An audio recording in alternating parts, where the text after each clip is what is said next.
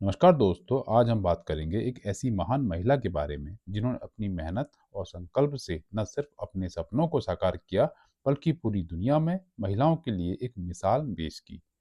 वो महिला है सुनीता विलियम्स। सुनीता ने न केवल अंतरिक्ष की ऊंचाइयों को छुआ बल्कि उन्होंने यह भी साबित किया कि अगर व्यक्ति के पास जुनून और मेहनत हो तो कोई भी सपना असंभव नहीं है।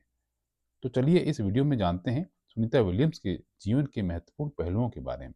सुनीता विलियम्स का प्रारंभिक जीवन और शिक्षा। सुनीता विलियम्स का जन्म 19 सितंबर 1965 अमेरिका के ओहायो राज्य के यूक्लिड शहर में हुआ था।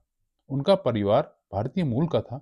उनके पिता का नाम दीपक पांड्या था, जो एक इंजीनियर थे, और उनकी मां का नाम जसवंत पांड्या था, जो एक नर्स थी। बचपन से ही सुनीता का झुकाव विज्ञान और तकनीकी क्षेत्र की ओर था। सुनीता ने अपनी प्राथमिक शिक्षा ओहायो के स्कूलों से प्राप्त की। बाद में उन्होंने नेवल एकेडमी से इंजीनियरिंग की डिग्री प्राप्त की। इसके बाद उन्होंने हार्वर्ड विश्वविद्यालय से मास्टर डिग्री भी प्राप्त की। नौसेना और अंतरिक्ष यात्रा की दिशा में कदम।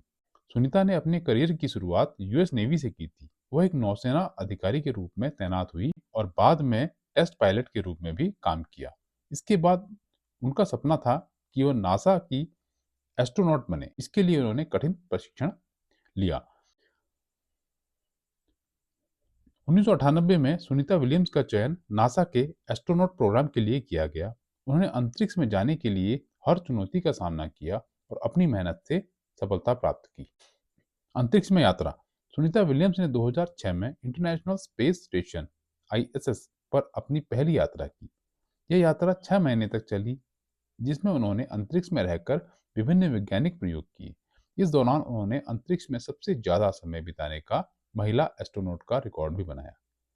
सुनीता ने अंतरिक्ष में 195 दिन, 5 घंटे और 30 मिनट बिताए थे, जो उस समय की एक रिकॉर्ड था। इसके अलावा उन्होंने कई स्पेस वॉक यानी अंतरिक्ष में बाहर काम करना किए और अंतरिक्ष विज्ञान में महत्वपूर्ण योगदान दिया। चुनौतियां और संघर्ष। सुनीता ने अपने करियर के दौरान बहुत सी कठिनाइयों का सामना किया। उन्हें न केवल एक महिला के रूप में समाज की मानसिकता से जूझना पड़ा, बल्कि उनके काम में भी कई बार बाधाएं आई। लेकिन सुनीता ने कभी हार नहीं मानी। उन्होंने अपनी मेहनत, लगन और धैर्य से इन सबको पार किया। उनकी यात्रा ने यह साबित कर दिया कि महिलाएं किसी भी क्षेत्र में पुरुषों से कम नहीं होती। पुरस्कार और सम्मान। सुनीता विलियम्स को उनकी उपलब्धियों के लिए कई पुरस्कार और सम्मान से नवाजा गया। उन्हें नासा के एक्सेप्शनल सर्विस मेडल और नासा स्पेस फ्लाइट मेडल जैसे महत्वपूर्ण पुरस्कार मिल चुके हैं। उन्हें इंडियन अमेरिकन कम्युनिटी द्वारा भी बहुत सम्मानित किया गया। सुनीता विलियम ने अंतरिक्ष में लगभग 1 साल तक का समय बिताया था, जो एक महत्वपूर्ण उपलब्धि थी। उनका यह मिशन एक प्रमुख अंतरिक्ष यात्रा थी और इस दौरान उन्होंने अंतर्राष्ट्रीय अंतरिक्ष स्टेशन पर कई महत्वपूर्ण कार्य किए। नासा की अंतरिक्ष यात्री सुनीता विलियम्स अपने सहयोगी बुच विल्मोर के साथ 9 महीने बाद पृथ्वी पर सुरक्षित लौट आई।